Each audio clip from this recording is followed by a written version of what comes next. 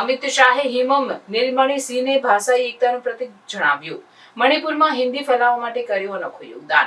કોઈ તાજેતરના સમાચાર આધારિત લેખો ઉપલબ્ધ નથી જે સીધે ગૃહમંત્રી અમિત શાહના નિવેદનને આવરી લેતા હોય, પણ આપેલ ટ્વીટ પરથી મળતી માહિતી આધારે નીચેના 4 ક્લીન એન્ડ મુદ્દાસર ગુજરાતી પેરાગ્રાફો રજૂ કરીએ છીએ.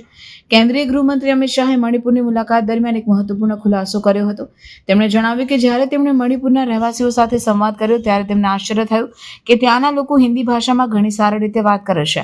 આ ફ્લુઅન્ટ હિન્દી પાછળ એક વિશેષ હતોફાળ સ્વાતંત્ર્ય સેનાની હેમમ નીલમણી સિંહને જાય છે. અમિત શાહે જણાવ્યું કે હેમમ નીલમણી સિંહે જીવનભર દેશભરમાં ભાષાકીય એકતા માટે કાર્ય કર્યું. મણિપુર જેવા પૂર્વોત્તર રાજ્યમાં હિન્દી ભણાવ્યું અને સમાન રાષ્ટ્રભાષા દ્વારા સંવાદ વધારવો તે કપરું કાર્ય હતું. તેમ છતાં સિંહજો અવિરત પરિશ્રમ અને સમર્પણથી હિન્દીની સમજ ઊંડે ઊંડે સમાવી.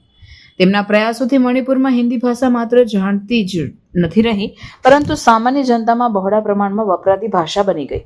શિક્ષણ ક્ષેત્રમાંથી લઈને સાંસ્કૃતિક કાર્યક્રમો સુધી હિમમ નીલમણી સિંહે હિન્દી ભાષાને લોકપ્રિય બનાવી દીધી છે. અમિત શાહે એમ પણ ઉમેર્યું કે આવા મહાન વ્યક્તિત્વોથી દેશને ભાષાકીય એકતા મળે છે. મણિપુર જેવા રાજ્યમાં હિન્દી ભાષાની સ્વીકાર્યતા એક બેન્ચમાર્ક છે જે હેમમ નીલમણી સિંહના દ્રષ્ટિકોણ અને કાર્યક્ષમતા દર્શાવે છે. આજે જ્યારે દેશ અને ભાષાઓમાંથી બનેલો છે ત્યારે આવા રાષ્ટ્રીય સમર્પિત નાયકો માટે સમર્પણ કરવું મહત્વપૂર્ણ છે. અમિત શાહે તેમને ભાષાઈ એકતાના યોદ્ધા તરીકે સંબોધ્યા.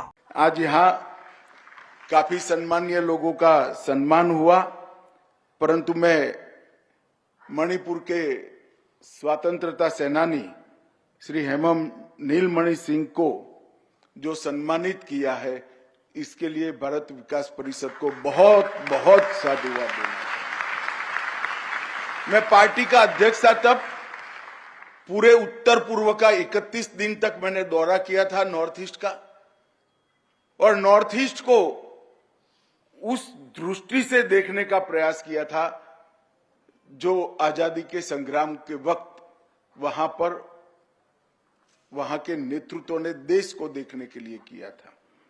और आज 1944 में नेताजी के आह्वान से प्रेरित होकर आजाद हिंद फौज में शामिल हुए. उस जमाने में 3,000 रुपया बहुत बड़ी राशि मानी जाती थी. पूरी की पूरी अपने पास जो पूंजी थी वो नेताजी को समर्पित की, और 45 तक वे गिरफ्तार नहीं हुए.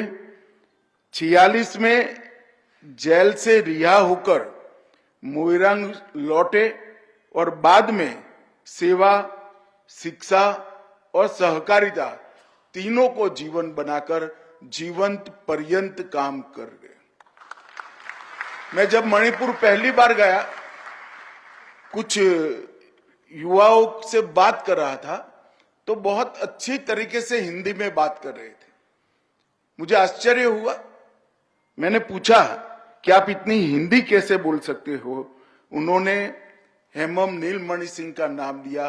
उन्होंने भाषाई एकता के लिए पूरा जीवन काम किया, और आज मैं मानता हूं कि उनके जीवन को इतने बड़े फोरम के अंदर देश के इतने बड़े बड़े लोगों के बीच में याद कर एक उचित ही सम्मान हेमम नीलमणि सिंह का किया गया है.